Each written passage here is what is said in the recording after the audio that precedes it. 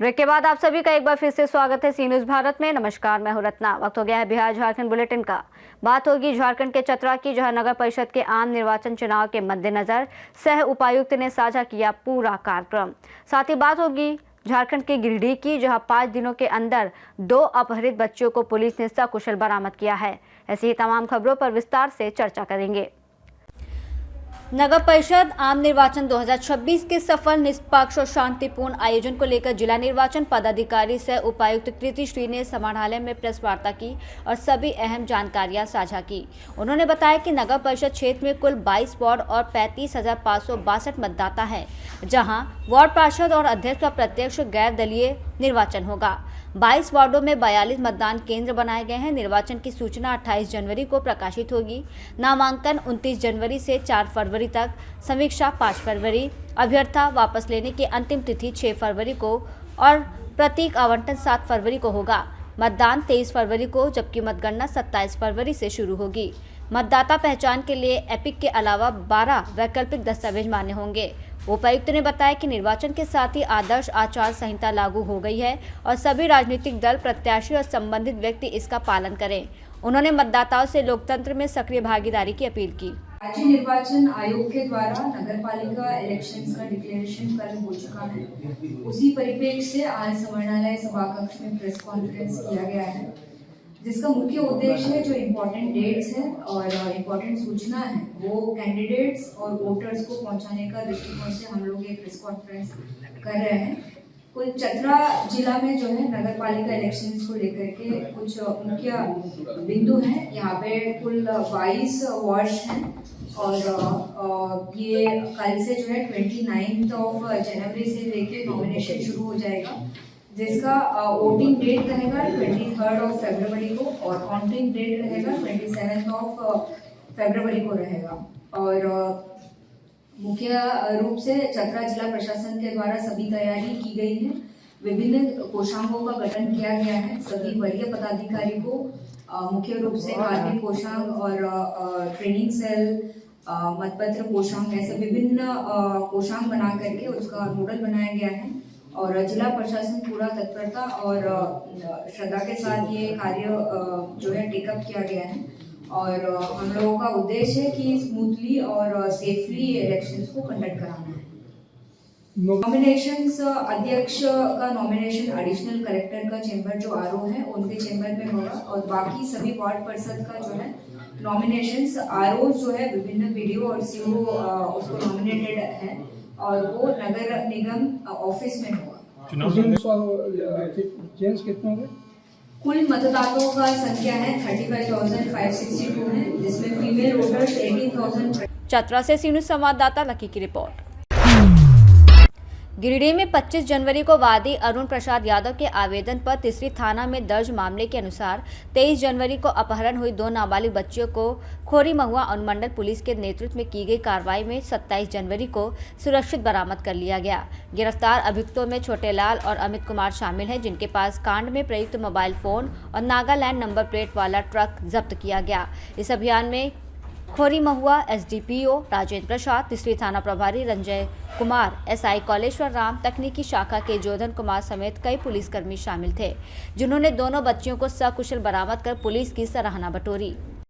हाँ सर, ऐसा है कि खरखरी गांव तीसरी थाना में 23 तारीख को एक आवेदन 8/26 रजिस्टर हुआ था, जिसमें 2 नाबालिग लड़के का अपहरण की बात आई थी सामने। तो इसका जो है सो हम लोग खोजबीन करने के क्रम में ये दोनों लड़की हम लोग को बरामद हुई और ये दोनों लड़की को यूपी का एक ड्राइवर है अमित कुमार और उसका खलासी है छोटे लाल यादव। तो हम लोग लड़की का नंबर से टेक्निकल सेल से पता किए तो हम लोग उसका लोकेशन के आधार पर थाना प्रभारी यहाँ और एसआई कौलेश्वर राम, जीवन कुमार तकनीकी शाखा और प्रवीण कुमार एसआई वायरलेस का एसआई और राहुल कुमार यादव यहाँ का जो ड्राइवर है, एक टीम का गठन किया गया और उसका पीछा करने के क्रम में ये है। गिरिडीह से सी न्यूज संवाददाता अमित कुमार की रिपोर्ट। चौपारण में कस्तूरबा गांधी बालिका विद्यालय में चारदीवारी निर्माण कार्य में गंभीर अनियमितता सामने आई है। सांसद प्रतिनिधि मुकुंद साल ने निरीक्षण में पाया कि निर्माण में घटिया और पुरानी सामग्री का उपयोग हो रहा है। दीवारों की क्योरिंग नहीं की जा रही और कई हिस्से कमजोर हैं। लगभग 500 छात्राओं वाले इस विद्यालय में मुख्य प्रवेश द्वार भी अधूरा और कमजोर है, जिससे सुरक्षा की बड़ी चिंता बनी हुई है। सांसद प्रतिनिधि ने संवेदक तन्मय यादव को 5 दिन में गेट निर्माण और निर्माण गुणवत्ता सुधारने के निर्देश दिए। साथ ही चेतावनी दी कि पालन न होने पर वरीय अधिकारियों और सांसद विधायक को लिखित शिकायत भेजी जाएगी। मौके पर पूर्व मंडल अध्यक्ष भरत सिंह, मंडल महामंत्री कृष्ण कुमार साव, भाजपा नेता जन्मेजय कुमार सिंह और विद्यालय के सभी शिक्षक शिक्षिकाएं मौजूद थे। चौपारण हजारीबाग से सी न्यूज़ संवाददाता अमित सिंह की रिपोर्ट। खबर बरही से है, जहां कर्नाटक गए 10 प्रवासी मजदूर सांसद मनीष जायसवाल और विधायक मनोज यादव की पहल से सुरक्षित अपने घर लौट आए। उनकी वापसी में स्थानीय प्रशासन, सांसद प्रतिनिधि रंजीत चंद्रवंशी और समाज सेवी अनूप चंद्रवंशी ने भी अहम भूमिका निभाई। सांसद जायसवाल ने मजदूरों के रेलवे टिकट की व्यवस्था कर उन्हें सुरक्षित घर तक पहुंचाया। लौटे मजदूरों और उनके परिजनों ने सभी की समय पर मदद और मानवीय पहल के लिए आभार व्यक्त किया। इसके साथ ही बरही थाने में लिखित आवेदन देकर जिला प्रशासन से बिचौलियों पर कार्रवाई और बकाया भुगतान दिलाने की मांग की गई। बरही से सी न्यूज़ संवाददाता राहुल राणा की रिपोर्ट। चौपारण थाना क्षेत्र के ग्राम अंजर में अवैध अफीम की खेती के खिलाफ पुलिस और वन विभाग ने संयुक्त अभियान चलाकर लगभग 50 एकड़ में लगी फसल और 8 डिलीवरी पाइप नष्ट किए। ड्रोन सर्वे से क्षेत्र में कुल 200 एकड़ में अफीम की खेती होने का अनुमान है, जिसे 3 दिनों में पूरी तरह समाप्त करने का लक्ष्य रखा गया है। दोषियों की पहचान के बाद उनके खिलाफ कड़ी कानूनी कार्रवाई की जाएगी। अभियान में एसडीपीओ बरही अजीत कुमार बिमल, थाना प्रभारी चौपारण सरोज सिंह चौधरी, एसआई और एएसआई सहित सशस्त्र बल के जवान शामिल थे। पुलिस ने कहा कि दुर्गम इलाकों में अवैध मादक पदार्थों की खेती और तस्करी के खिलाफ भविष्य में भी निरंतर कार्रवाई जारी रहेगी। चौपारण हजारीबाग से सी न्यूज़ संवाददाता अमित सिंह की रिपोर्ट। कैमूर के दुर्गावती में कन्या उच्च माध्यमिक विद्यालय में पुलिस अधीक्षक हरिमोहन शुक्ला ने छात्राओं से मुलाकात कर अभय ब्रिगेड के तहत उनके अधिकारों और सुरक्षा के बारे में जानकारी दी। कार्यक्रम में मोहनिया डीएसपी प्रदीप कुमार, प्रखंड विकास पदाधिकारी दिशा मिश्रा, थानाध्यक्ष गिरीश कुमार, प्रधानाध्यापक अमृता कुमारी, शिक्षक शिक्षिकाएं और छात्राएं मौजूद थे। पुलिस अधीक्षक ने छात्राओं को बताया कि पुलिस उनकी दोस्त है और किसी भी अनुचित व्यवहार की स्थिति में वो तुरंत डायल 112 पर शिकायत कर सकती है। पुलिस 10 मिनट के अंदर सहायता पहुँचाएगी। और जागरूकता को लेकर हमारे विद्यालय में आज ये संवाद रखा गया है।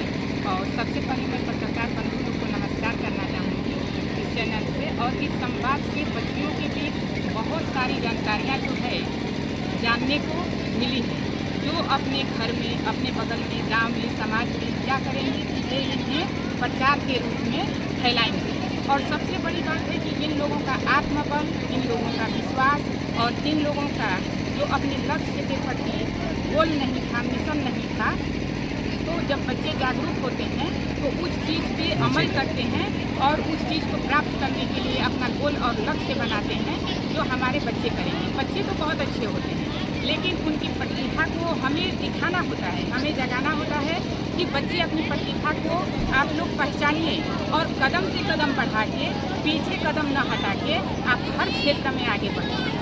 सबसे पहले यदि हमारा आत्मबल मजबूत रहेगा तो दुनिया की हर ताकत को हम क्या कर सकते हैं, इकट्ठा करेंगे और अपने लक्ष्य को पूरा कर सकते हैं। हमें किसी के बलबूते पे नहीं रहना है, हमें खुद अपने आप पे, अपने भरोसे पे और अपने आत्मबल पे भरोसा रखना है और संघर्ष करते रहना है। और मरते दम तक, जब तक सांसें रहेगी तब तक लोगों को संघर्ष करते रहना चाहिए, जूझते रहना चाहिए, बट ईमानदारी के पथ। कार्यक्रम में कौन आया हुआ था जिला से? अभी तो सर आपको कैमूर से सी न्यूज़ संवाददाता राम प्रवेश तिवारी की रिपोर्ट।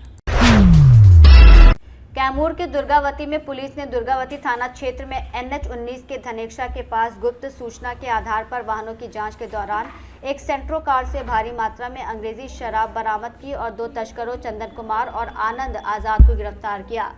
थानाध्यक्ष गिरीश कुमार ने बताया कि शराब और कार जब्त कर आगे की कार्रवाई शुरू कर दी गई है और पुलिस ये पता लगाने में जुटी है कि शराब कहां से लाई गई थी और इसे कहां पहुंचाया जाना था।